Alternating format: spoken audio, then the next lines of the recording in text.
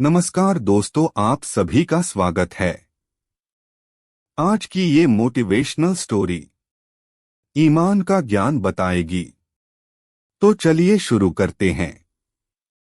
काफी समय पहले की बात है। प्रतापगढ़ नाम का एक राज्य था। वहां का राजा बहुत अच्छा था, मगर राजा को एक सुख नहीं था।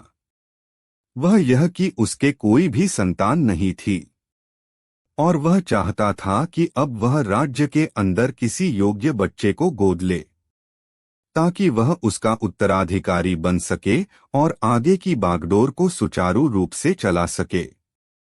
और इसी को देखते हुए राजा ने राज्य में घोषणा करवा दी कि सभी बच्चे राजमहल में एकत्रित हो जाएं। ऐसा ही हुआ।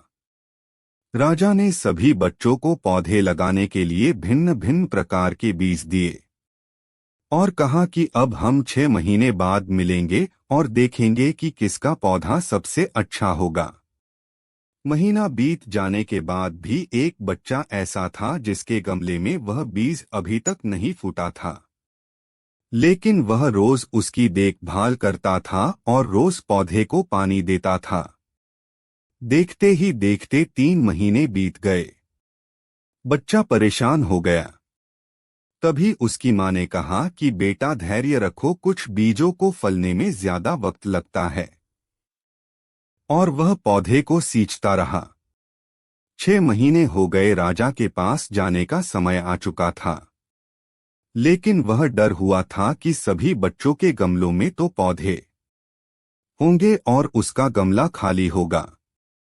लेकिन वह बच्चा ईमानदार था और सारे बच्चे राजमहल में आ चुके थे। कुछ बच्चे जोश से भरे हुए थे, क्योंकि उनके अंदर राज्य का उत्तराधिकारी बनने की प्रबल लालसा थी। अब राजा ने आदेश दिया, सभी बच्चे अपने अपने गमले दिखाने लगे। मगर एक बच्चा सहमा हुआ था क्योंकि उसका गमला खाली था। तभी राजा की नजर उस गमले पर गई। उसने पूछा, तुम्हारा गमला तो खाली है। तो उसने कहा, लेकिन मैंने इस गमले की 6 महीने तक देखभाल की है। राजा उसकी ईमानदारी से खुश था कि उसका गमला खाली है, फिर भी वह हिम्मत करके यहाँ आ तो गया।